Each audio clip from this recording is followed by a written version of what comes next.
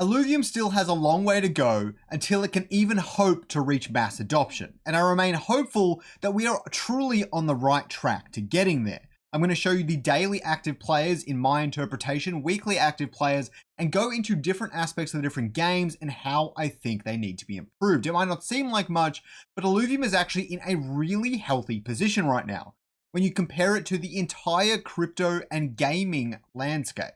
Okay, now gaming might seem a little bit crazy, but things like Concord are launching to 100, 200 players, and Illuvium has way more than that. It's carved out its own little niche. That's not necessarily a bad thing. I'm going to go over everything I would like to see improved, but more importantly, the reasons why I'm not playing Illuvium as much as I thought I would at this stage of the game's release cycle, and what would change that for me personally.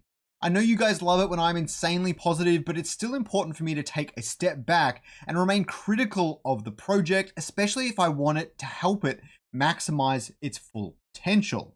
Now, I will cover off each and every aspect of the Illuvium universe, how it currently sits, and what I think needs to happen to improve the overall experience. The first thing we need to talk about right now is daily active wallets. Obviously, I don't know when this video is going to release, and I don't know. So this isn't fully up to date, and we have to always take the last point of data out of the equation because it is an incomplete data point.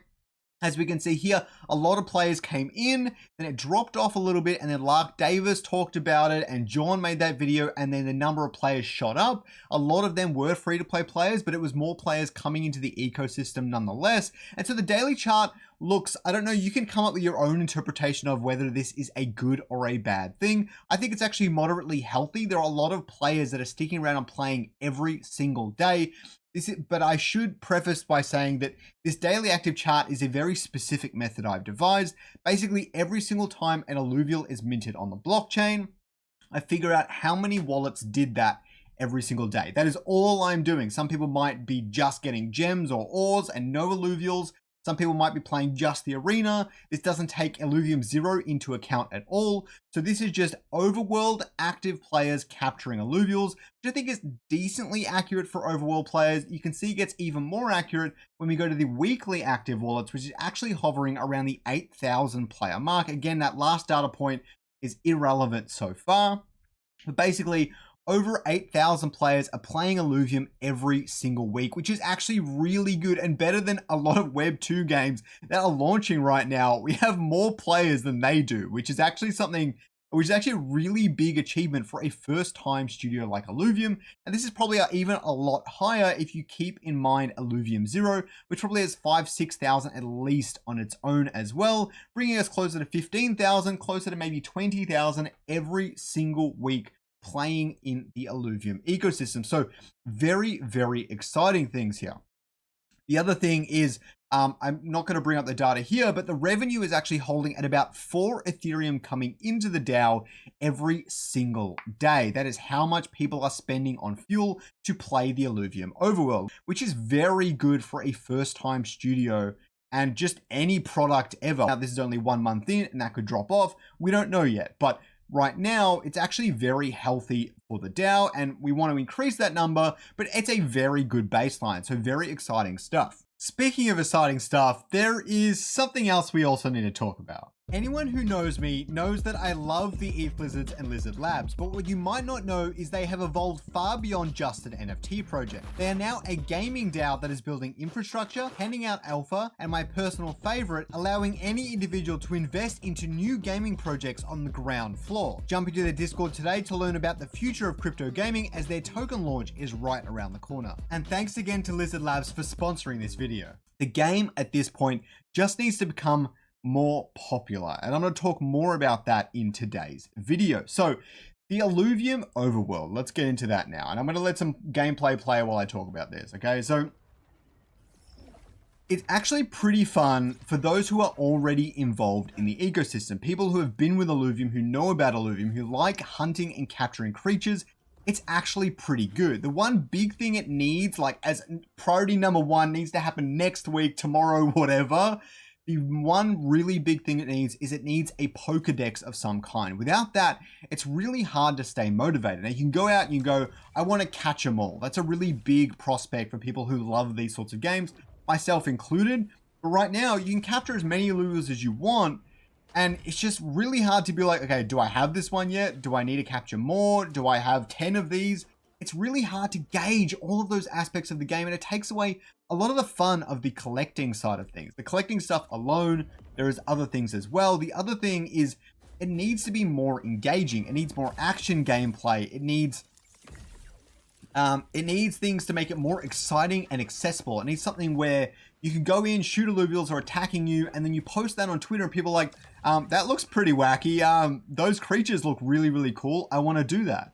Until you have that sort of engaging action combat, people aren't going to be like, those creatures, that IP looks cool, because they don't see a way that they can truly engage with it. Well, I mean, most people aren't the like catch 'em all type. They're the battle them all type, if that's even a thing. So those are the big things that need to come to the Illuvium Overworld. I'm looking forward to having a Pokedex of some kind, but I'm really looking forward to some sort of action element. I don't know what that looks like yet, but right now when you enter the world, there's no stakes.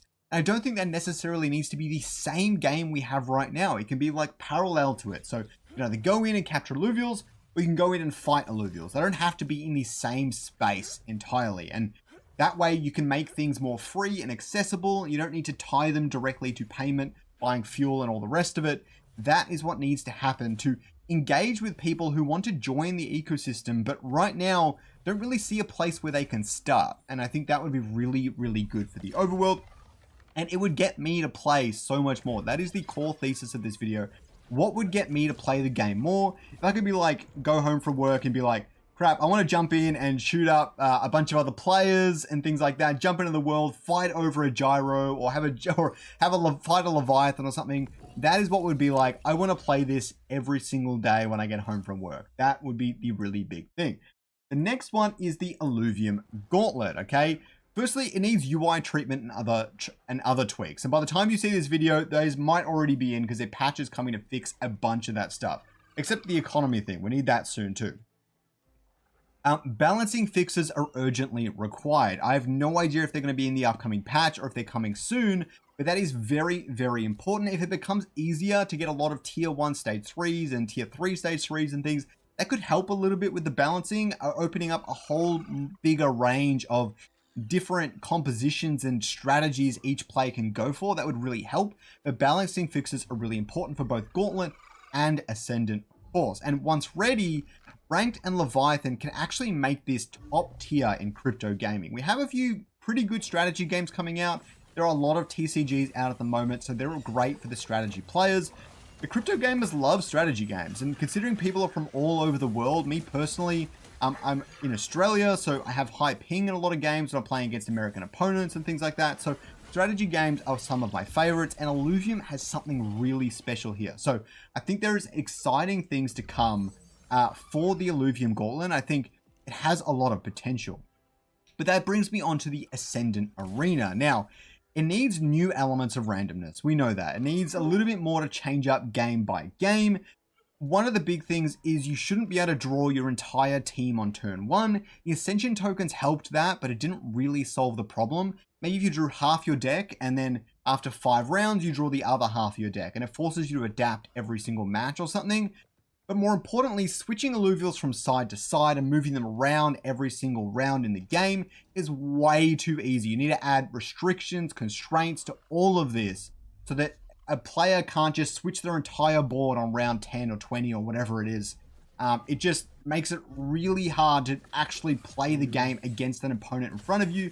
You're essentially just, like Viper and Paz and stuff like to say, it's essentially just a coin toss, and it's not really all that fun at that point. So that really needs to be fixed as well. So, but the other thing with the Ascendant Arena is actually it's got something really great there, but it needs time to have some of the balancing fixes. Maybe the Ranger and the Ranger weapons will help a lot as well. But I don't know how to put it, but maybe we need more augments as well. I don't know exactly what that looks like, but more augments, more legendary augments, because they seem to change it up game to game, or even field effects, like a pillar just appears on both sides of the map, and now you've got to place your Illuvials in different sections of the battle board, because this unpredictable thing just happened, and a Titan ore is going to be positioned completely differently. Your dual F is shooting from a completely different position on the board. It just changes the entire map, or maybe it boosts all fire types or boosts all water types. There's so many different board-wide effects they can just trigger that would change up the landscape. And I think Marvel Snap does this really well. They were like, okay, everyone has a really tiny deck every game, and so we need to add as much randomization as possible. Things that dynamically change the way you interpret the game every single time you jump into it.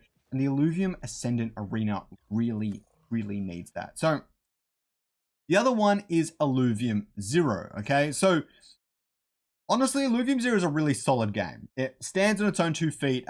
Kieran has said many times it is probably one of the stickiest of all the games. I stole someone's screenshot here, but it has the one glaring issue. The power plants are way too dominant in this game loop. Like, look at this right here.